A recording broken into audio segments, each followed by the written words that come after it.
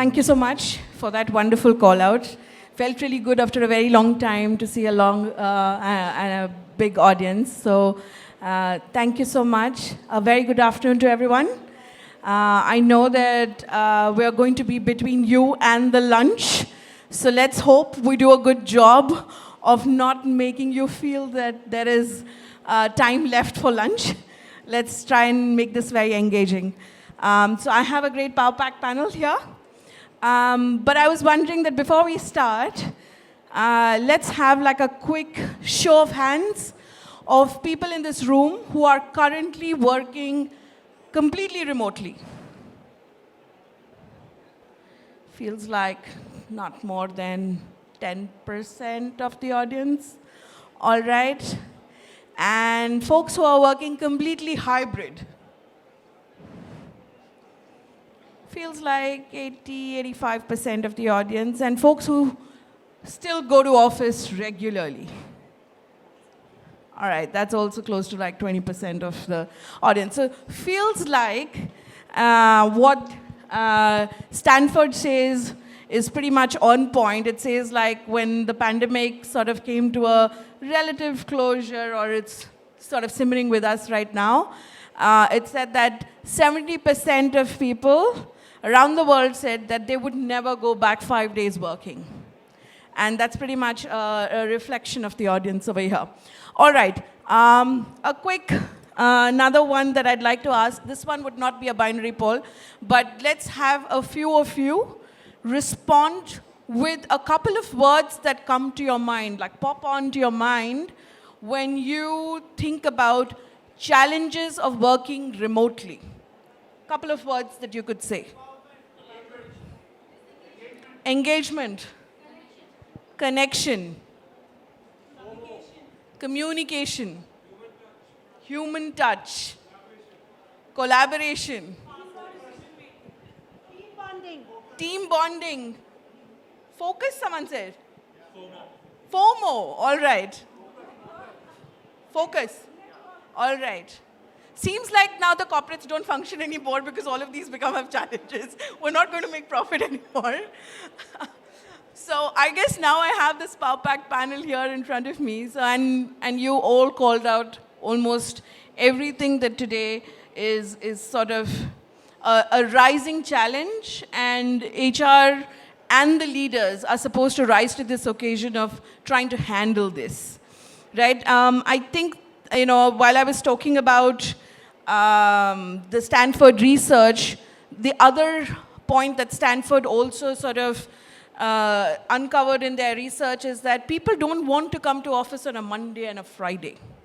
It's only Tuesdays to Thursdays that people want to visit office, right? Now, that really poses a challenge on how do you bring in productivity, your real estate space, how do you coordinate for that, how do you maximize for output, potential, and so on and so forth. So what we'll do is I'll quickly navigate some of the questions to the panel and then come back to the audience towards the end, right? And I'd love to have all your engagement in.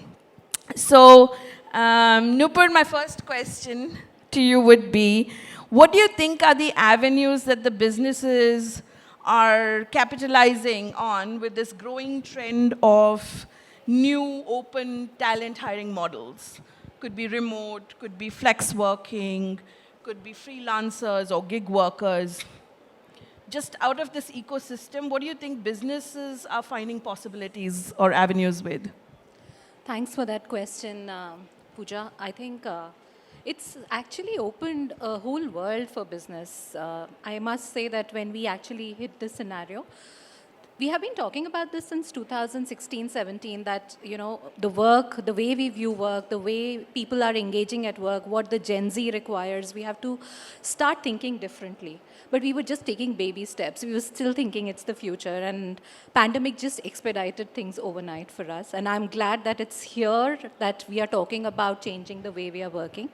And some of these models have emerged faster than we would have thought. It has opened plethora of opportunities, like what you spoke about some of them, like gig workers, freelancers. But I think it's a mind shift that has happened. It's a mind shift from ownership of talent to access of talent. It's a mind shift of whether talent is an expense right now today on P&L or it's an investment that we are making. And that's what has really, that has been a change I've seen in last 2 years that has happened in the minds of business leaders. And that's what has started happening in real sense in the organizations. I'll give you examples today. For talent, which is in demand for a particular time of the year, do you really need talent to also do administrative work of people management? Do you also need them to run certain processes which are important for the organization? Maybe not. I'm just giving you examples from our organization where there are seasonal requirements for designing processes, or there are seasonal requirement for customer needs, and this is across levels I'm not talking about just entry levels.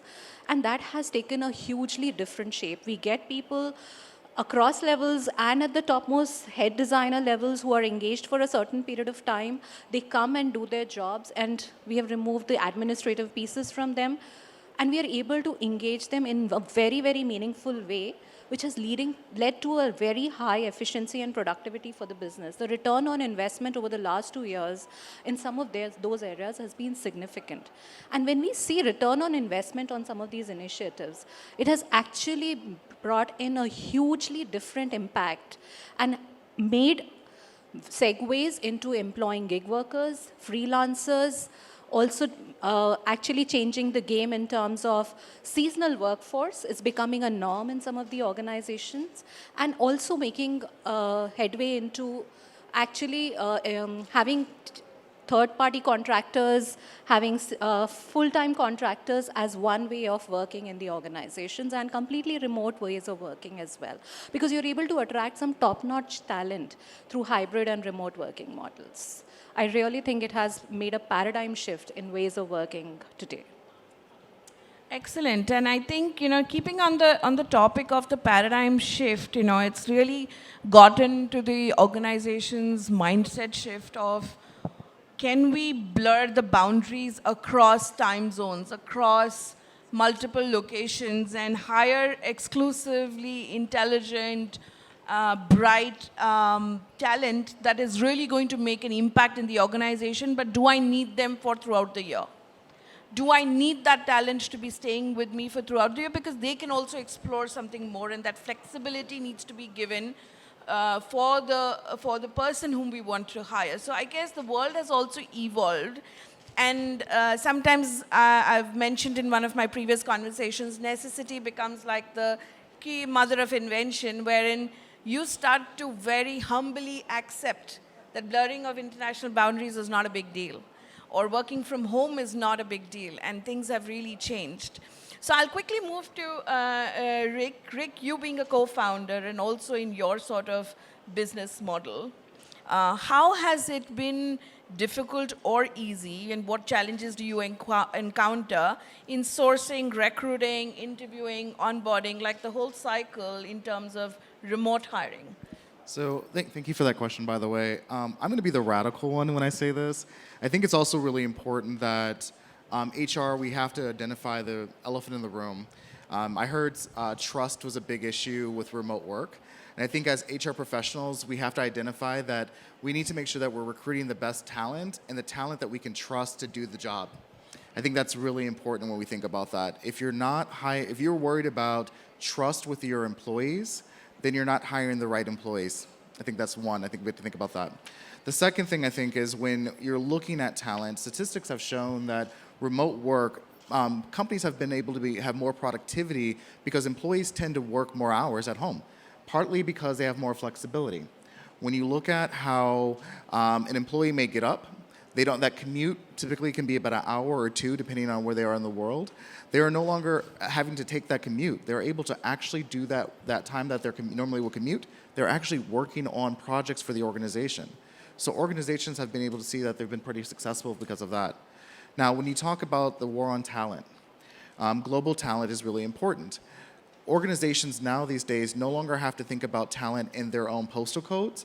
They can actually look for the best talent. And sometimes that may be in different cities, that may be different countries, but they're bringing the best of talent into their organizations and giving a lot more flexibility of how they do business. Now, the one thing that we do as an organization is we support that, where we allow companies to hire talent in 160 countries without having an entity. But that flexibility has really shown that companies, small to mid-sized businesses, are able to compete in the economies against the larger organizations, where they no longer have to do share capital enrollments, or they no longer have to look at setting up benefits. They have a certain situation where they can partner with an organization like ours, where they can go into Brazil. They don't have to necessarily be established, but they can partner with an organization that's fully established, has benefits in place, and they can become a competitive employer. So not only do you have the flexibility of going into the market, but then you also have the ability to bring in the best talent. That, I think, is really important when organizations are looking at how they want to scale their organizations and how they're going to set up themselves for success. I think that's brilliant. And while I was talking to Rick, I think that was one of my discoveries that, we are actually opening up our mindset of saying that someone could be sitting in Europe, in Brazil, in Mexico, or Indonesia, anywhere, but delivering to a particular role, project, output that we really want. And what really happens is that we struggle that we don't have an entity, or we can't hire here, we can't do these things, and it becomes really difficult. So there are now solutions available in the market that probably will help us get to the blurring of boundary, but more accessibility and openness to talent, which means that today, if you were able to access 10,000 people, tomorrow you're able to access over 1 million with that same ecosystem. And that's what is the brilliance of blurring of the boundaries. But I'd like to hear, Amita, what have been your challenges so far in this environment? So if I look at my industry, media and entertainment, we have been an open talent economy from the day one, from the time we've been in the business. Because if you look at our content people, our creative people, they have always worked in open economy. They don't like to be full-time employees. They come in, do a project, go away.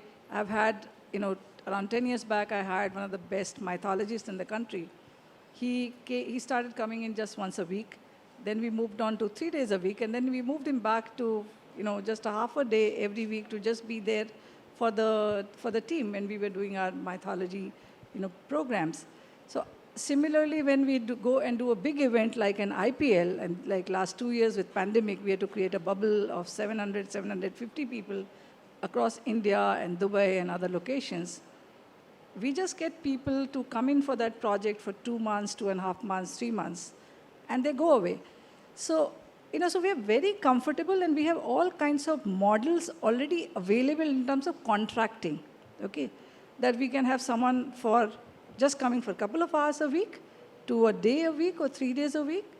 And also what we did after the pandemic, we were one of the first one to say, okay, we will just go the remote, hybrid, and on-site. And almost 85% of our employees are today hybrid. We have almost around 10%, and actually in Hotstar, all engineers on remote. But but they are full-time employees, so I don't see any challenges. The challenges there is really around how do we integrate them on culture, and there are a lot of stuff we are doing around that. But where I see the biggest challenge everybody is going to face, because with the pandemic, everybody is questioning their choices. People are looking at, do they want to work? Do they want to be in that rat race and work 24/7 anymore? And people are questioning, and they are looking for more flexible, open, part-time, flex-time work. But the challenge which I see with this is that as a country, we don't have the infrastructure for that. If someone just comes for a few hours a week, how are we going to ensure that they are included, financially, whether it comes to their PF or their benefits? Most companies, when these people get hired as part-time or in contract, but they don't get those benefits which the full-time employees get. So our employees also, people who are at one side are looking at that, I want to work flexibly, and I don't want to come in, I don't want to be a full-time employee, but are they also open to then say, okay, I'm not going to get this XYZ benefits, which the full-time employee, or as an employer, are we looking at how do we ensure that they're included and they are at par, if not at par, then at least they have all the basic essential and all the safety, benefits which are in there. And I'm glad that government is looking at that. And there's a lot of work happening, but I think we all need to think about how will this whole gig and open talent economy will work? How will we make people feel included in in the organization and not as some people are just coming in for some time and then going away and they don't have any connect, they don't have relationship, and it becomes a very financial transaction job versus really connecting to the organization. I think those are really key challenges which we need to look at. The other thing which when people are working remote and hybrid, what I see is everybody talked about, connections and network and engagement and culture. I just want to share here what we have really doubled down on that is that how do we create opportunities for people to connect? So we launched a mentoring program last year between APAC and India. We had almost around 1,500 employees who came on the platform. We've just recently launched a peer network globally.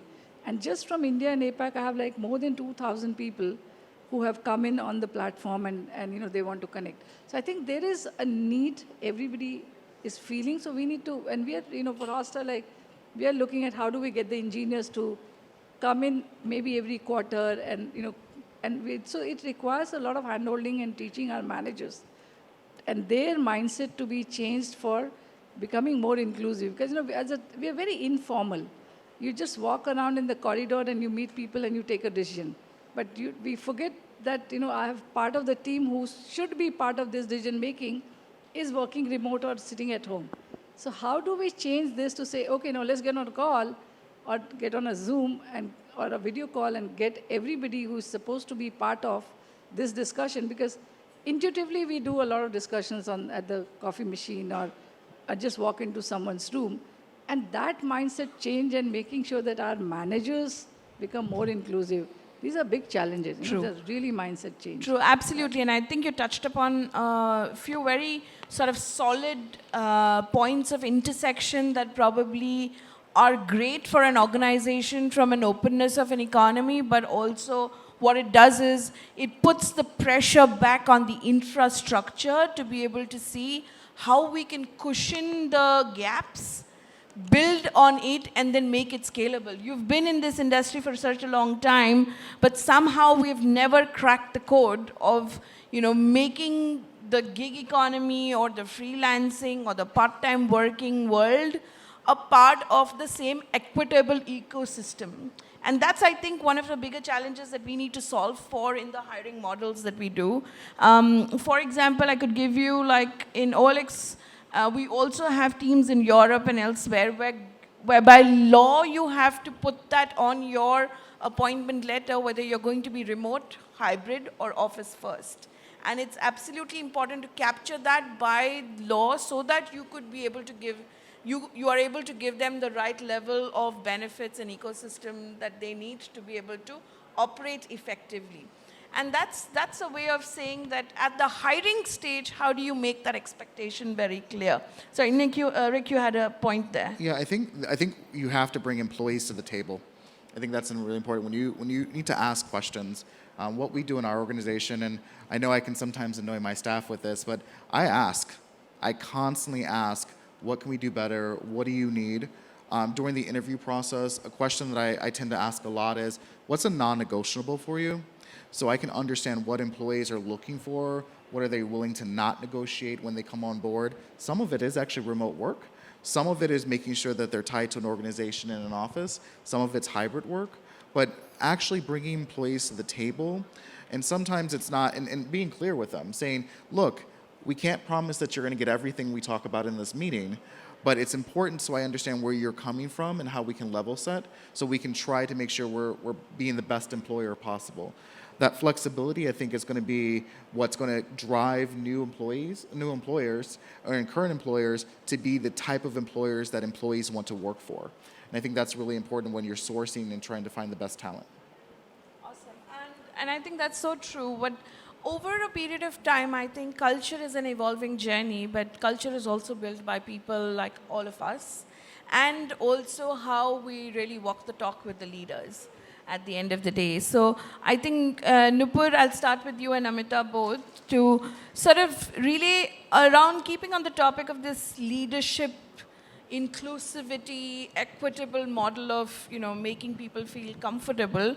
What are the broad mistakes or challenges that you see that leaders really make in this new age world that we really have to encounter and sort of work together in solving that as a culture?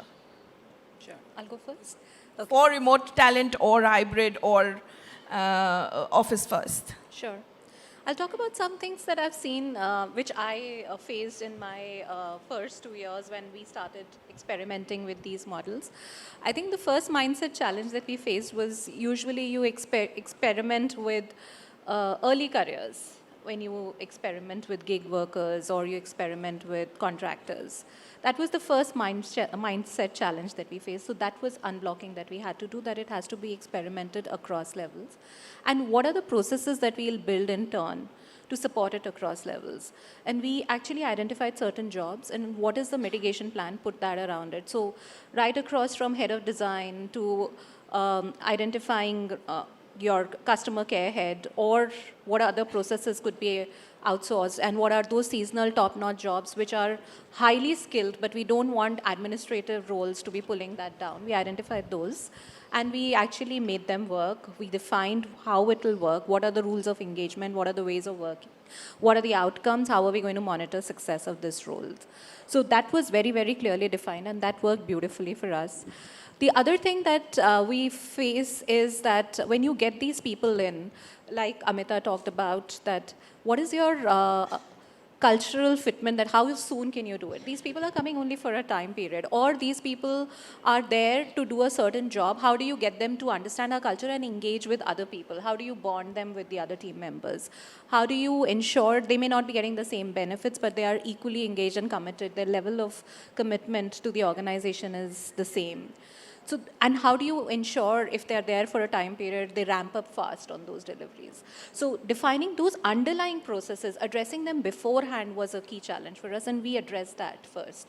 That having a ramp-up program in place, having deliverables, ways of working in place, then also identifying benefits and how we are going to support them through those benefits plan in place when they are coming in. Those were clearly defined and articulated, and we did have a very solid best in industry benefits plan for even these gig workers that we defined. How do we ensure that they are actually connecting with the teams? So that there is best output. How are they connecting through brainstorming sessions? So there were frameworks that were built across to ensure that they were successful, and there were manager sensitization workshops that were done before some of these people were actually brought in and on board to ensure this model works. There was sensitization training done for managers as well as these people who were coming on board, that what is the additional effort that is required from them also to succeed in this environment. So that was something that we did as steps, and this model has worked very beautifully for us in a lot of job families, and it's working more in terms of even keeping them highly engaged, because these are also people who are freelancers for a reason. They get excitement about what they are doing. They don't want to do other parts of the job, and they're doing this assignment in multiple companies. So the retention is also very, very high. They don't want to leave the jobs that we are really offering them. So they're also equally excited and committed about the kind of jobs that they're doing for us. So it works both ways very beautifully. Amita, what about you? So what Nupur said, actually, that goes true for most organizations, and all of them are doing that. But what I think one of the biggest challenges is the leadership to be the role model for this. And that's one most important thing, because if they are not going to be the role model, it's not going to work. You know, one thing I just want to leave this group with a thought around is that, we've talked about in this kind of a scenario, when you have people remote, hybrid, and on-site, engagement, transparency, flexibility, true flexibility, not just the talk about flexibility. All of that and true leadership will become extremely important, because we all have read a lot about great resignation, but I was just reading recently about something about quiet quitting. Now, you don't even know, when you have people working remote or in hybrid, coming just 1 or 2 days in the office, and you don't know if they are upset about something, or when they have switched off. Or, in Australia, there's a huge amount of people who have gone, it's something called quiet quitting, which means that they have just decided that they will only do bare minimum to just stay in the company and take the salary. They will not go beyond. They will not do anything extra. How do you get to know if you have an employee who is gone into that mode? You will never know unless you are very engaged, unless the leader is talking to them, talking to each one of them. And I see that as the really big issue in terms of this challenge of this, open talent, because someone may just decide that, okay, I'm just going to office for a day or two. I will just finish as much that my boss will say, okay, you've not done that, but I'll not raise my hand for a new project. I will not do anything which is more exciting. I will not do more work. I'll not be part of the, big projects. And that is something, and that's why the leadership role modeling, that's why leaders to be engaged, leaders to have the pulse is going to be most important. And that is also the biggest challenge in my mind, because the leader is also doing their own job. On top of it, now the demands of the leadership or managing team is 200 times more than what it was when everybody was around in the office. So, we are also expecting from our mid-managers or leaders way more than what we expected from them in the past. And everybody has to, they are also doing the job. And then they have to now take care of the team, spend more time communicating, engaging, and, having the pulse of each person individually, because they're not coming in the group and you're not able to meet them as much. So I think those are the real key challenges in my mind. Yeah. Awesome, and I think there are hiring challenges equally in this open economy system now. It's also that we are hiring a lot virtually.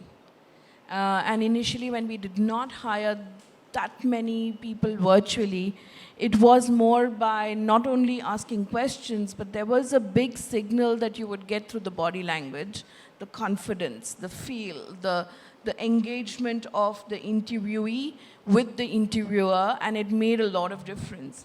But I think, some of the challenges that we faced in this hiring is that we had to really change the way we were hiring and how questioning and conversation really created more dialogue in the process to get a better understanding of the candidate's mindset.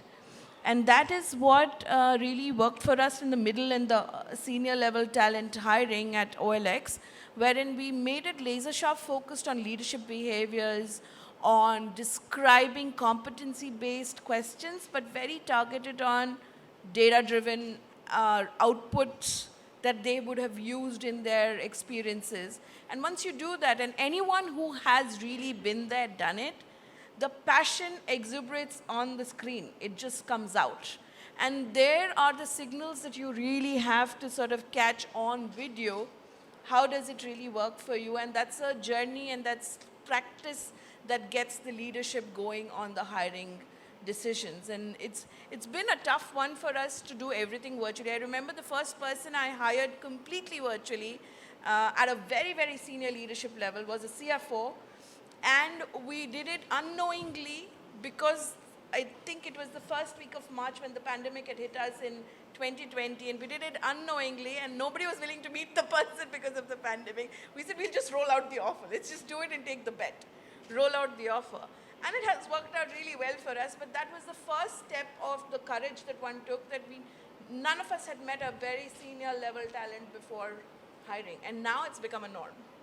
And that's a change in the mindset that has also brought a lot of trust in the ecosystem, which is you don't say that you're hiring and then you're going to put a lot of checks and balances. You're hiring for content, you're hiring for talent, and you're hiring for specialists.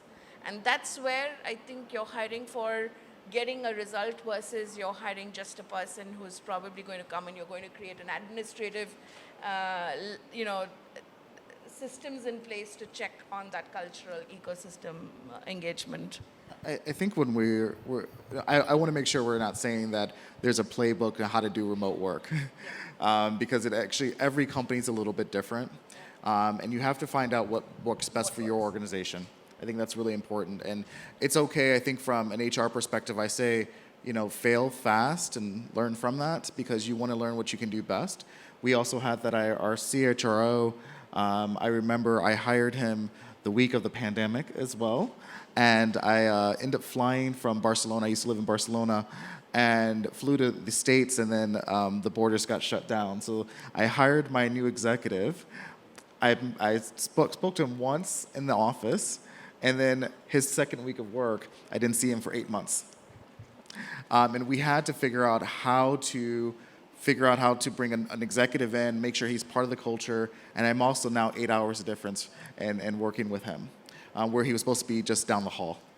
And so it's really important that you guys look at that, get engagement. I can't stress enough bringing employees to the table, asking the right questions, looking at what works. I don't believe in 100% remote. I believe that you have to have flexibility in that. There are roles that you're going to want to have in the organization. I do believe in connecting employees as much as possible if they're close. We do that as well. We have a very hybrid work environment here.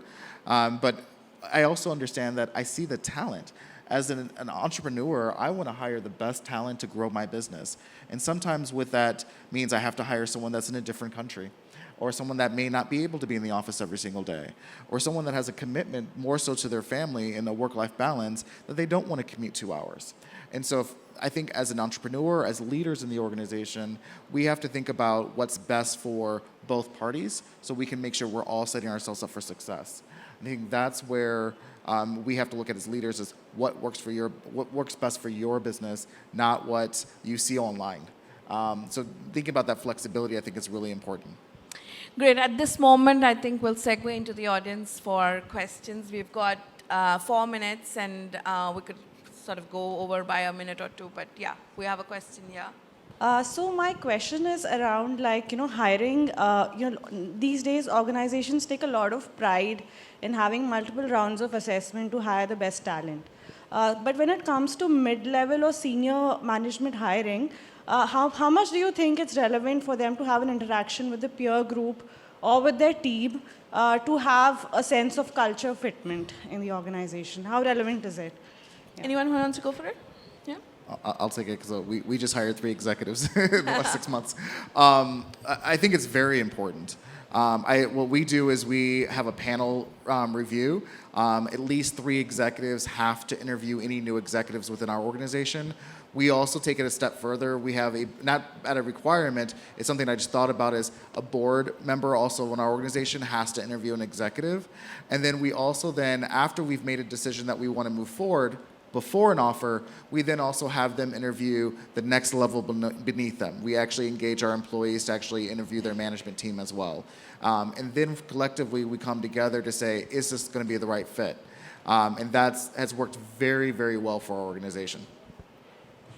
See, what I believe is that it's not one size fit all. Every organization will have to see what is it that works for you and also what position you're hiring for. So there will be some time when you have very confidential position where you will not get you may have just 2 or 3 people really interviewing and closing. There'll be time when you want the team, depending on what stage of evolution the organization and the team is, you may want the leader to be met by the team or by the peer. A lot of time we decide, in some cases we say, okay, go, let's get this person meet a couple of more peers or even team members. In some cases we say, no, this is we don't want this, names getting out, so we'll only have a very tight panel and just those people will meet. So I think you'll have to, it's not, there are companies which are very clear about that we'll do 10 rounds or 7 rounds or 8 rounds of interview and 10 people will meet. And there are companies which just do 2 and close. And I don't say that, one is better than other. It's really about what works for the organization. True. I think the life cycle maturity stage and what you're hiring for also solves. Yep, go ahead. Hi, I'm Anupriya. I actually head talent and culture and engagement at Lenskart. My question is actually on belongingness. I think the love for the brand and the love for the organization actually builds over time. But, given the topic of open talent economy, how do you guys actually kind of fast track that connect with the organization? What are some of the things, tactically that you're doing on the ground? What are some of the initiatives that you're running that we all can take ideas from to actually build that love and connect with the organization early on in the short period of time that they're with us? Do you want to go? I can take some bits of it, at least. One is the hiring process itself. We definitely invest a little time why the person is even interested in the job and what's the association with the organization. We do want that either there is an association with the culture or the brand or the business that we are in. There has to be some kind of an association of why the person is excited about pursuing an opportunity with the organization. That's the first step. Second is during the ramp up or the onboarding process that we have, there is a lot of integration steps that we have which build around the sense of pride. We talk about our magic values, or we talk about how sustainability is part of the DNA of the organization, or how employees have created the fundamental pillars of the organization and taken it, and how they are going to create the future of the organization. Building that entire journey from where it started and where they are taking it. Employee stories of where they started from and people who have had careers and navigated across the organization, talking about those stories and the pride they feel in the organization. Some of those elements are threaded through the onboarding. And then we also talk about how you start from the sourcing piece to where the end product is and how you are actually democratizing your product and how it is value adding to the overall to the nation, and how you have contributed at a national level is something that we try and build in our onboarding process, right from a thread to how you are marketing the product and how you have democratized fashion. I'm just saying that this is how we have integrated it into our story, and that builds such a sense of pride when people get associated with the organization, and that's threaded to our processes as well. Sorry, we're running out of time, but just to wrap this question up, I think it's very important to connect to the purpose of the organization, where the purpose is, and how do you sort of relay your brand purpose and your story to the candidate. And once the candidate is in the organization, then at what milestones are you embedding that with initiatives like, let's say, recognition, celebration, because those are the ones that touch people's lives. Because results and outputs will continue to happen, but when you do incremental celebrations of successes and recognitions and bind that to the brand and to what the brand is growing to and how you attribute it back to people, I think that sort of creates like a flywheel of trust and engagement in the organization. So I'll stop at that, and I think we're supposed to wrap up. We have a couple of questions still, but we would be available for any responses and answers later as well. Thank you so much to the panel for a wonderful conversation, and thank you so much to the audience for being patient in listening.